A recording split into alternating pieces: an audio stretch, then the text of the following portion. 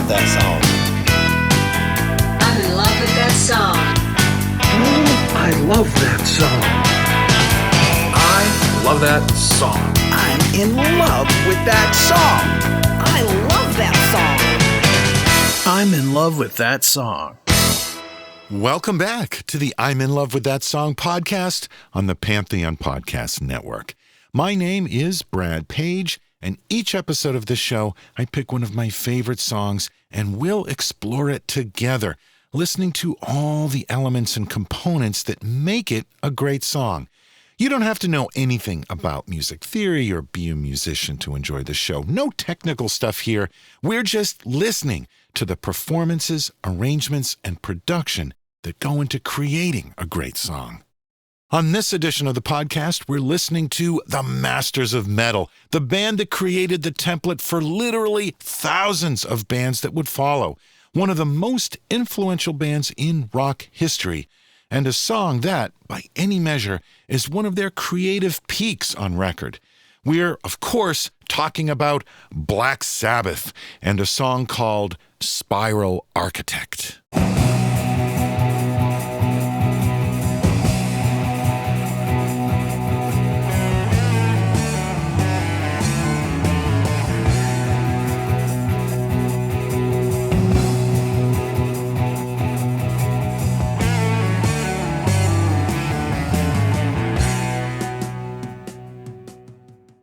We'll be right back after this. Guitarist Tony Iommi, bassist Geezer Butler, drummer Bill Ward, and singer John Michael Ozzy Osbourne came together in Birmingham, England in 1968, first as the Polka Tuck Blues Band that also included another guitarist and a saxophone player, but they soon slimmed down to a four-piece and changed their name to Earth.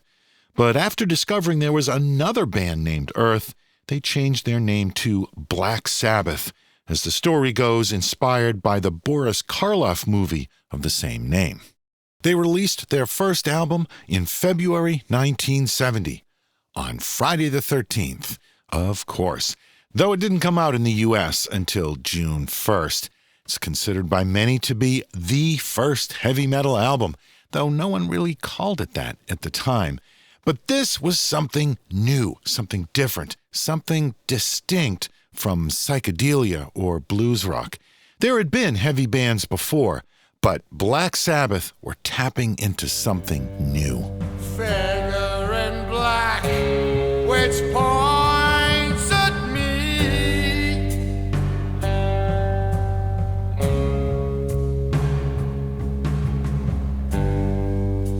Turn around quick and start to run.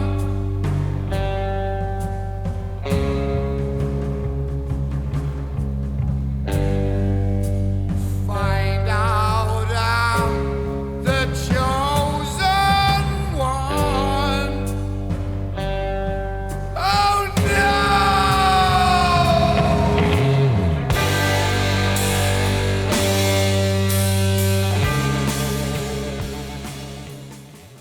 The album sold pretty well. This wasn't the kind of band that was going to have hit singles. At least it didn't seem like it at the time. But these were the days when albums mattered. FM radio was at its peak creatively, and you weren't dependent on 3-minute pop singles. There were other ways to find your audience. Less than a year later, they released their second album, Paranoid. What can you say about this album? It's in the pantheon of classic albums. It refined and defined the sound of heavy metal. It reached number 1 on the UK charts and number 12 on the US charts.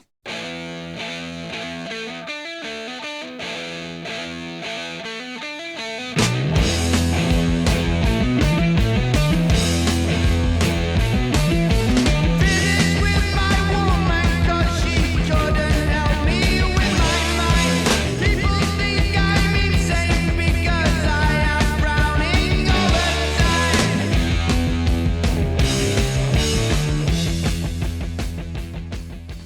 They followed that with Masters of Reality, their third album, released in July 1971. Think about that. 3 albums of all new material released within a year and a half of each other. All 3 of them classic albums. Incredible! And this is not unique to Black Sabbath. This was the pace of the music industry at this time. Artists were under pressure to deliver 1, 2, sometimes 3 albums in a year. And it's unbelievable to see how many artists delivered. They were able to produce album after album of great material in such a short amount of time. So, of course, Black Sabbath were at it again, releasing their 4th album, Volume 4, in September 1972. They had gone to Los Angeles to record this one, renting a mansion in Bel Air where the party never stopped. In fact, it followed them right into the record plant recording studio. The drugs were beginning to affect the work, but they were able to pull it together for another solid album.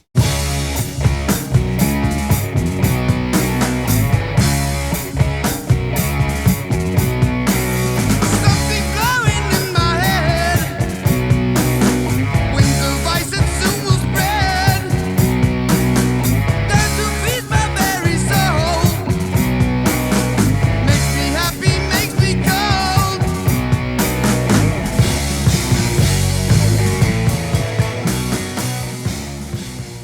The exhausting cycle of record, then tour, then record, then tour some more, wore on, and by 1973, they had to cancel a U.S. tour for their own health and sanity.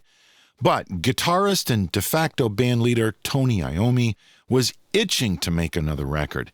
Tony was ambitious. He was watching Led Zeppelin, Deep Purple, Yes, the Rolling Stones, and The Who put out one monstrous album after another, and he wanted a piece of that action too. He was concerned that Black Sabbath was stagnating, and he was putting a lot of pressure on himself. So they headed back to L.A., back to the same studio and that same mansion, figuring it worked for them last time. Except this time, it didn't. Maybe it was the pressure, maybe it was the drugs, maybe it was the surroundings or the distractions, probably a combination of all of that. But Tony developed some kind of writer's block. The ideas just weren't coming. They spent days, weeks, working on new material, but nothing came of it. Eventually, Tony gave up and the band returned to England with nothing to show for it. Back in England, they set up shop in an 18th century Gothic castle that had been outfitted with a recording studio. Of course, the place was rumored to be haunted. Sounds like a perfect place for Black Sabbath. So they got back to work, but for days it wasn't any more productive than their sessions in L.A. until Tony came up with the riff that would become the title song of the next record, Sabbath Bloody Sabbath. That was the key that unlocked his writer's block, and then they were back in business. You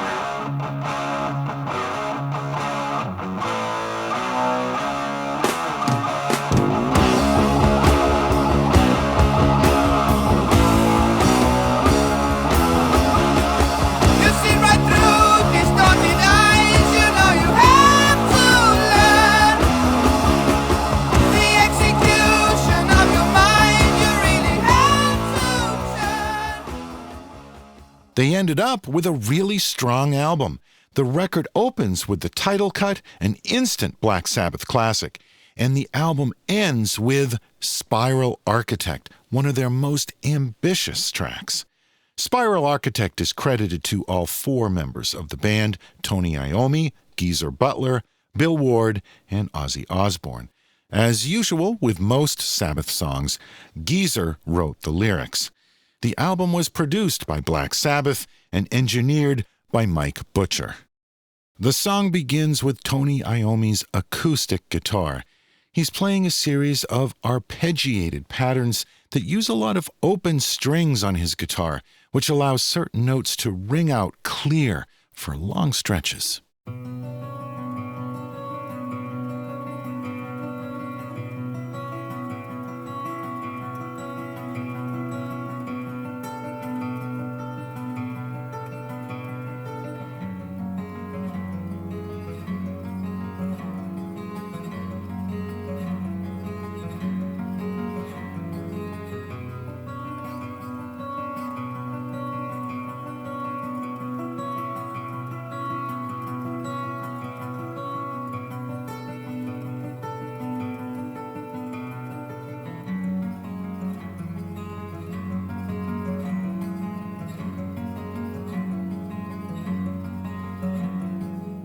Then the electric guitar takes over, and the whole mood changes.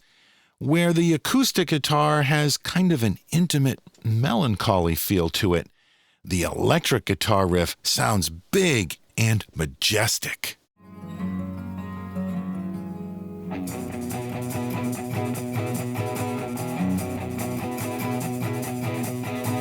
Sounds to me like there's an electric guitar on the right and an acoustic a little lower in the mix on the left.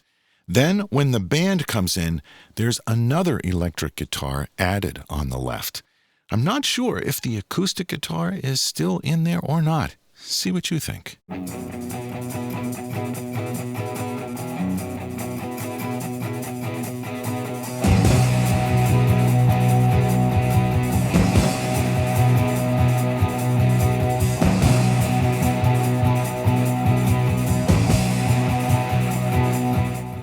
Here we get a new riff. This one has almost a jazzy prog rock element to it.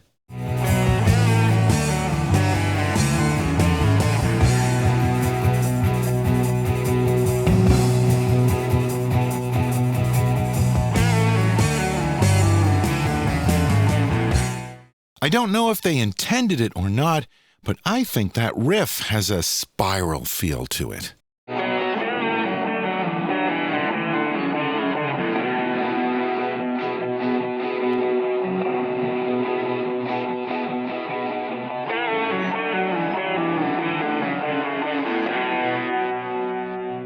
And then there's a simple but pretty effective drum fill by Bill Ward that leads us into the first verse.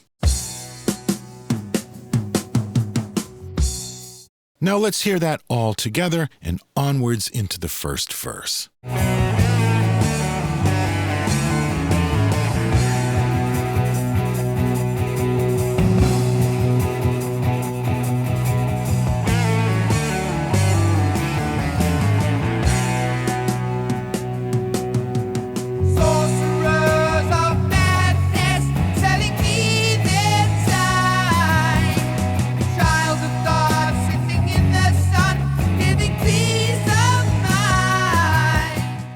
Interesting chord progression behind the verse.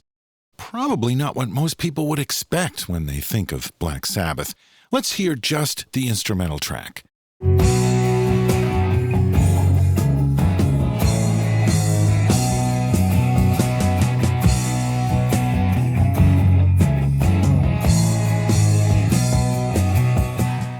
And this is a great vocal from Ozzy. He's in really good form here. One thing you will always hear on Ozzy vocals is double tracking. From what I've read, he will record one line at a time and then sing that line again, trying to match it as closely as he can. And he'll do that one line at a time through the whole song. Of course, you can never do it 100% the same, but that is what makes double tracking special, as opposed to using a short echo or chorus effect or digitally copying the part. Those small little differences are what can make double tracking sound magical.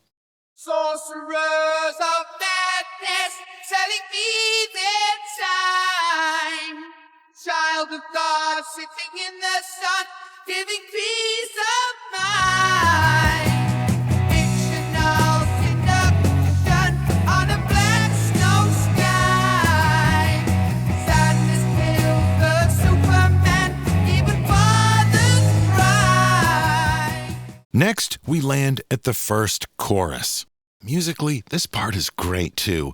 There's a string section here that really adds some drama. And I like the way Geezer Butler's bass primarily hangs around one note while the rest of the music swirls around him. Let's hear just the instrumental tracks first.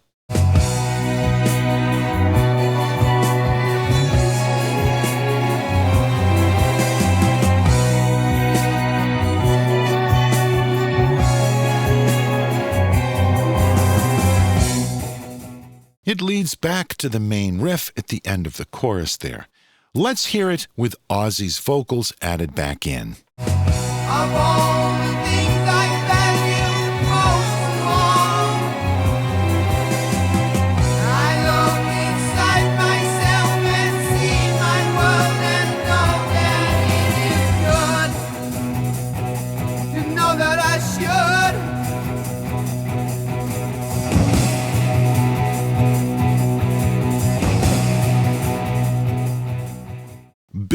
Ward is augmenting his drums there with timpani, those big kettle drums. That booming sound really adds to the orchestral feel. It just makes that part sound so epic. Let's back it up a bit and listen for those timpani drums.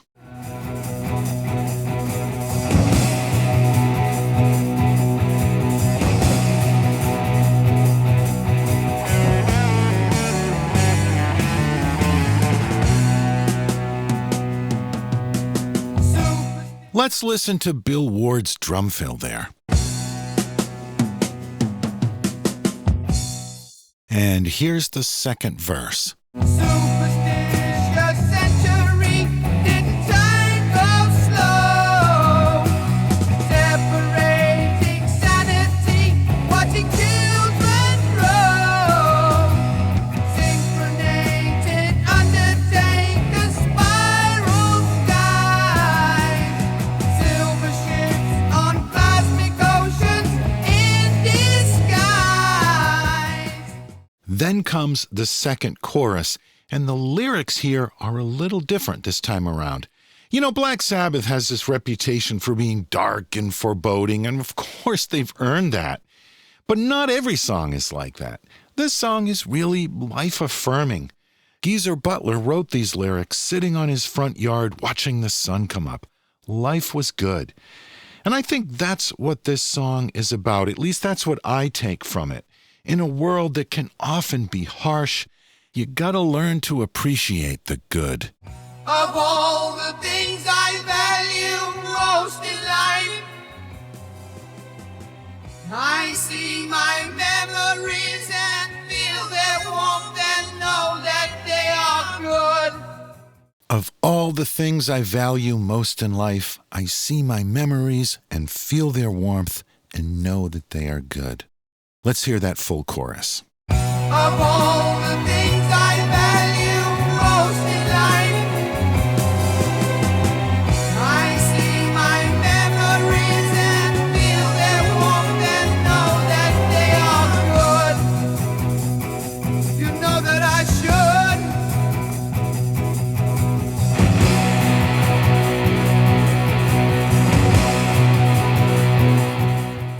That leads us into an extended instrumental section, but there's no wailing guitar solo in this song. Instead, you're taken further on this epic journey, largely by the strings. In the credits for this song, besides guitar, Tony Iommi is credited for playing bagpipes. But in his autobiography, Iron Man, My Journey Through Heaven and Hell with Black Sabbath, he says he never actually played bagpipes on this song. He wanted to. In fact, he bought a set of bagpipes, brought them into the studio, and started blowing into them, but nothing came out. He spent hours on it and eventually decided that these bagpipes must be defective, so he sent them back to the store. They checked them out and said, "There's nothing wrong with these." So he took them back into the studio and attached a vacuum cleaner to them, figuring that that would blow some air into them.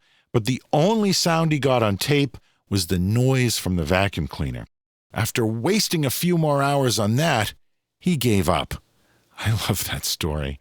Instead, they just went with the strings, which were arranged by Will Malone.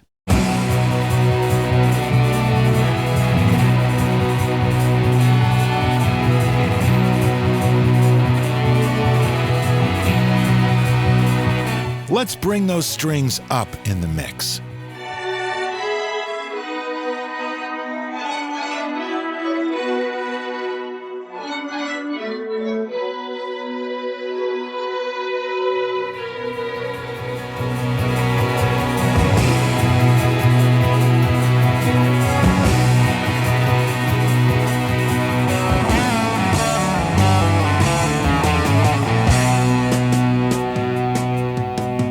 And now, the final verse. The strings are especially great here, too. Watching guys of celluloid tell you how to live. Metaphoric motor replay, give. Laughter kissing, love is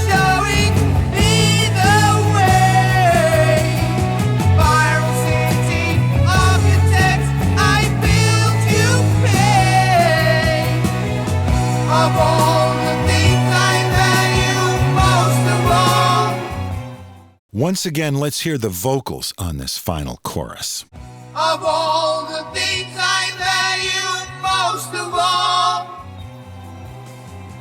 I look upon my earth and feel the warmth and know that it is good. You know that I should. You know that I should. You know that I should. You know that I should. You know that I should.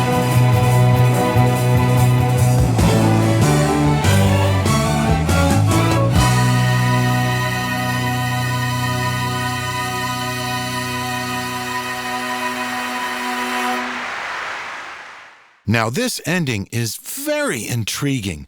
It builds to this huge climax.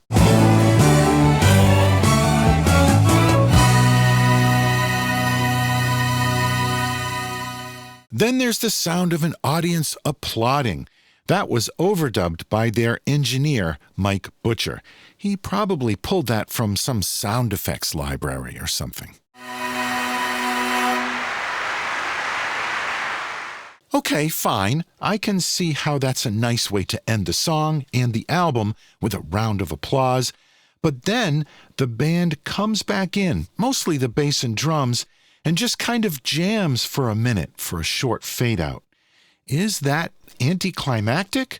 Or is that representative of the never-ending song, the continuing journey, the endless spiral? You decide.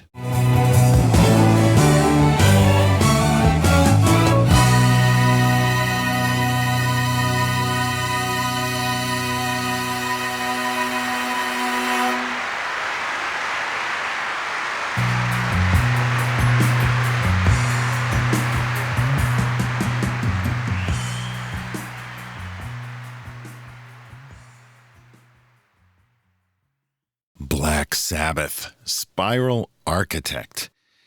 The album Sabbath Bloody Sabbath sold well. It became a fan favorite and actually earned them some good reviews for once. More importantly, though, it's a favorite among the band members themselves. In his book, Tony said Sabbath Bloody Sabbath was the pinnacle. Ozzy called it their final album, which, of course, it wasn't. They would make more albums after that. But what he meant was that after Sabbath Bloody Sabbath, they lost their way a bit. It was never the same. There would be good songs after that, but this was the beginning of the end. Ozzy quit the band in 1977, but came back and then was fired for good in 1979. Bill Ward left in 1980. Of course, there would be reunions down the road, and pretty miraculously, all 4 original members are still alive today at the time of this recording. That's saying something. Thanks for joining me once again on the I'm in Love with That Song podcast. We're not going anywhere. We'll be back in about 2 weeks with another new episode. In the meantime, you can find all of our previous shows on our website, lovethatsongpodcast.com, or find us on your favorite podcast app. And if you're still looking for even more music-related podcasts, be sure to check out the other shows right here on the Pantheon Podcast Network. If you want to support the show, the absolute best thing you can do is to tell a friend about it. Share the show with your music-loving friends, because that helps to spread the word. I can't wait to get back here and do the next episode, so I will see you soon. Thanks for listening to this edition on Spiral Architect by Black Sabbath. Of all the things I value most of all,